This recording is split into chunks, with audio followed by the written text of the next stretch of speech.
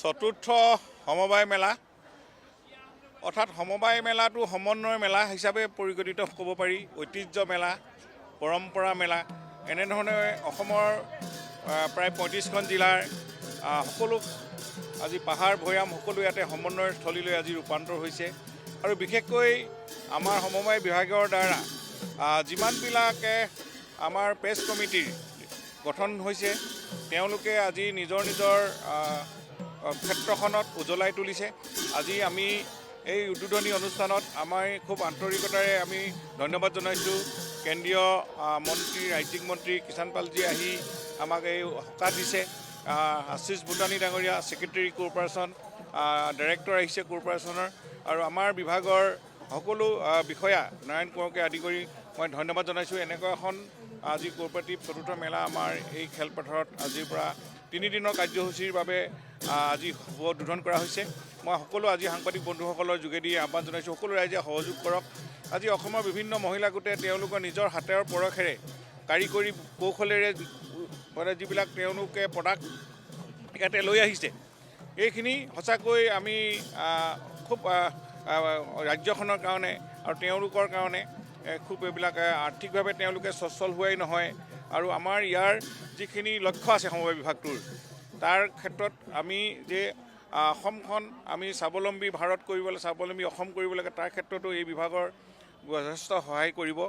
আজি আমি গাখীৰ উৎপাদন বৃদ্ধি কৰিব লাগিব, আমি সমবায় ছেক্টৰটো আগবঢ়াই নিব লাগিব। সকলো আধুনিক প্ৰক্ৰিয়া আৰম্ভ হৈছে, কম্পিউটাৰ হৈছে, আৰু ইতিমধ্যে আমি জি পি লেভেলতো প্ৰতিখন জি পিত আমি বিভিন্ন ধৰণৰ গোট গঠন কৰি তেওঁলোকক সকাহ দিয়াৰ উদ্দেশ্যে ট্ৰেইনিং প্ৰগ্ৰেম আমি ঠিক কৰিছোঁ। গতিকে ইয়াৰ জৰিয়তে আমি আজি মহাবিদ্যালয়বিলাক, ইউনিভাৰ্চিটিত, কলেজতো এনেকুৱা ধৰণৰ সমবায় গোট গঠন হৈছে, য'ত ছাত্ৰ ছাত্ৰীসকলে ইয়াৰ পৰা কলেজৰ পৰা তেওঁলোকে শিক্ষা সাং কৰি ঘৰত গৈ যাতে নিবনুৱা হৈ থাকিব নালাগে। আজি এনেকুৱা মই ভাল পাইছোঁ, দিছপুৰ কলেজে তেওঁলোকৰ যিটো গোট, তেওঁলোকে ঘৰৰ পৰা এটকা পইচা নালাগে, তেওঁলোকে কেণ্টিন চলাইছে, তেওঁলোকৰ প্ৰডাক্টবিলাকে বিক্ৰী কৰি আৰ্থিকভাৱে সচ্ছল হৈছে। আজি শৰাইঘাট কলেজ আদি কৰি এনেকুৱা ধৰণৰ এইবিলাক হৈছে আমাৰ উঠি অহা আগন্তুক দিনবিলাকত অসমখন স্বাৱলম্বী কৰি তোলাৰ এক পদক্ষেপ। আৰু ইতিমধ্যেই আমি জানো যে ইয়াতে 32 লাখৰ ওপৰৰ সদস্য এই বিভাগটোত জড়িত হৈ আছে, আৰু তেওঁলোকে সংস্থাপিত হৈছে, তেওঁলোকে স্বাভিমানী হৈছে, নিজে নিজক লৈ গৌৰৱ কৰিব পৰা হৈছে। এইখিনি ছেক্টৰ আজি ফিছাৰীয়ে হওক, ডায়েৰীয়ে হওক, অন্য হেণ্ডলুম টেক্সটাইলে হওক, আপোনালোকে দেখিব যিবোৰ আমি জাবৰ বুলি পেলাই দিছিলোঁ, জাবৰটো এতিয়া সম্পদলৈ ৰূপান্তৰ হৈছে। আপুনি যে মেটেকা, আমিতো মানুহে গছকি ফেনেকি পেলাই দিয়ে, সেই মেটেকাৰ পৰা এতিয়া যেনেধৰণে ধুনীয়াকৈ বেগ বনাইছে, আজি সেইখিনি ইমান এটা সৌন্দৰ্যতা, আৰু এইখিনি এটা আমাৰ সম্পদ, আৰু এইখিনি বাহিৰলৈ আমি ৰপ্তানি কৰিও আমি তেওঁলোকে আজি ইয়াৰ অসমৰ বাহিৰত এনেকুৱা অসমৰ থলুৱা শিপিনীসকলৰ বা কাৰিকৰীসকলৰ বা গোটসমূহৰ যি মানে তেওঁলোকৰ দক্ষতাটো ইয়াতে বৃদ্ধি কৰিছে, যে অসমখনত এনেকৈ উজ্বলাই তুলিবলৈ গৈছে, এইখিনি দেখাব পাৰোঁ। গতিকে সমবায় এই আন্দোলনত আমি ভাবিছোঁ সকলো ৰাইজ জড়িত হ'লে অসমখন আত্মনিৰ্ভৰ অসম হোৱা, আৰু অসমখনক আমি কোনো ধৰণৰ নিবনুৱা নথকা স্বাৱলম্বী কৰি তোলা, আৰু লগতে এজনে জব ফৰ অৰ্ডাৰ্ছ, এই কনচেপ্টটো আছে আমাৰ নিজৰ কাৰণে নহয়। এই সমবায় গোটে যাতে আৰু 3-4জন 5জন প্ৰতি গোটে সংস্থাপন কৰিব পাৰে, তেনেকুৱা ধৰণৰ কনচেপ্টত কাম কৰি আছে। আজি আপোনালোকে জানে ইয়াতে পূৰবীয়ে কিমান ধুনীয়াকৈ তাতে তেওঁলোকৰ প্ৰডাক্ট ইয়াতে বিক্ৰী হৈ আছে, ষ্টল কৰি আছে, বিভিন্ন ঠাইত আমি ষ্টল অপেনিং কৰি আছোঁ। মানুহবিলাকক স্বাস্থ্যৱান কৰিব লাগে, মানুহবিলাকক নিৰোগী কৰিব লাগে, এই ক্ষেত্ৰতো আমাৰ সমবায় বিভাগে কাম কৰি আছে। গতিকেলৈ ঘৰুৱা আমি পচন সাৰৰ কথা কৈছোঁ, যাতে তেওঁলোকে বহুতো গোটে সেই ক্ষেত্ৰতো জড়িত আমি পৰিছে। গতিকে আমি চৰকাৰখনৰ, আমি যদি কেন্দ্ৰীয় চৰকাৰ বা আমাৰ বিভাগৰ অকণমান সকাহ পাওঁ, আমি নিশ্চয় আমি এই বিভাগটো উজ্বলাই তুলিলে অসমখন উজ্বলি উঠিব, আমাৰ কথা সেইটোৱে। গতিকে আজি সমবায় মেলাত সকলোৱে এই দিনত আপোনালোক সহায় সহযোগ আৰু সমগ্ৰ অসমৰ বিভিন্ন ঠাইৰ ৰাইজৰ ইয়াত উপস্থিতি কামনা কৰিছোঁ। ধন্যবাদ। आज असम के सहकारिता मंत्रालय ने यहाँ पर सहकारिता मेले का आज शुभारंभ हुआ है, जहाँ 160 से ज़्यादा सहकारी समितियों द्वारा अनेकों उत्पादों की प्रदर्शनी यहाँ पर लगाई गई है। सहकारिता क्षेत्र का देश के विकास में बहुत बड़ा योगदान है, और देश के यशस्वी प्रधानमंत्री आदरणीय मोदी जी और देश के पहले सहकारिता मंत्री आदरणीय अमित शाह जी की ये सोच है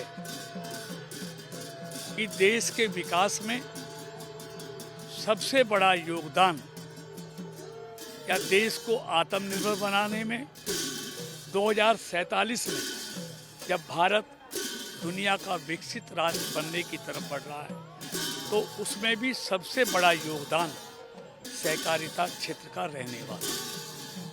इससे देश के करोड़ों किसानों को आत्मनिर्भर और सशक्त करने का बीड़ा आदरणीय मोदी जी और अमित शाह जी ने उड़ाया है। 6 जुलाई 2021 में पहली बार आदरणीय मोदी जी के आशीर्वाद से अलग से सहकारिता मंत्रालय का गठन हुआ, जिसके पहले सहकारिता मंत्री आदरणीय अमित शाह जी ने इस कार्यभार को संभाला। तब से लेकर आज तक इन 4 वर्षों में सहकारिता विभाग में अनेक नई पहले 100 से अधिक नई पहले शुरू की है। इस देश में कोई से डेटाबेस नहीं था। पहली बार यहाँ पर हर सहकारी समिति का डेटाबेस बनाया गया। आज आप एक क्लिक से पूरे देश की तहसील तक की सहकारी समिति के बारे में जानकारी ले सकते हैं। यही नहीं, एक त्रिभुवन सहकारी यूनिवर्सिटी बनाई गई जो इस देश में एक योग्य श्रम बल अवस्था के अनुसार कोऑपरेटिव सेक्टर को मुहैया कराएगी। यही नहीं, आज पूरे पैक्स को, आरसीएस कार्यालयों को, सबको कंप्यूटरीकरण किया जा रहा है। आज पैक्स को नए बायलॉज बनाकर मल्टीपर्पज पैक्स बनाया गया है। पहले सिर्फ पैक्स क्रेडिट का काम करती थी, आज 25 तरह के काम पैक्स के द्वारा जोड़ दिए गए हैं। पेट्रोल पंप है, सीएससी सेंटर है, जनऔषधि केंद्र है, ऐसी 25 नई गतिविधियां हर पैक्स कर सकता है जिससे पैक्स वाइबल हो। आज देश में पहली बार पैक्स के लिए विश्व की सबसे बड़ी अन्न भंडारण योजना आदरणीय मोदी जी की सरकार के इस विभाग, कोऑपरेटिव विभाग ने शुरू की है, जिससे पैक्स को वाइबल बनाया जा सके और किसान को अपने उत्पाद को नज़दीक ही भंडारण करने की सुविधा मिल सके। यही नहीं, 3 बड़ी कोऑपरेटिव सोसाइटी बनाई गई है, एनसीएल, एनसीओएल और बीबीएसएसएल, जो ऑर्गेनिक उत्पाद का निर्यात करेगी, जो नए नए बीजों का उत्पाद करेगी और एक्सपोर्ट इन सारी बनी हुई चीज़ों को दूसरे देशों में एक्सपोर्ट करेगी। यही नहीं, इस तरह की अनेक नई पहलें, सहकार टैक्सी, भारत सहकार टैक्सी, भारत टैक्सी करके एक नई कोऑपरेटिव बनाई गई है, जिसमें अब तक 60,000 से अधिक ड्राइवरों ने अपना रजिस्ट्रेशन कर दिया है और जिसकी पहली शुरुआत दिल्ली से की गई है। अब देश के बड़े बड़े महानगरों में सहकार टैक्सी, भारत सहकार टैक्सी सेवा शुरू करने जा रहे हैं। ये अनेकों नई पहल आदरणीय मोदी जी के नेतृत्व में हमारे सहकारिता और गृह मंत्री आदरणीय अमित शाह जी के प्रयासों से शुरू की गई है, क्योंकि हम इस देश के किसानों को आत्मनिर्भर, सशक्त और मजबूत देखना चाहते हैं। और जब तक मोदी जी की सरकार की ये सोच है, जब तक इस देश का किसान, इस देश की महिला, इस देश का नौजवान सशक्त नहीं होगा, भारत कभी आत्मनिर्भर नहीं बन सकता।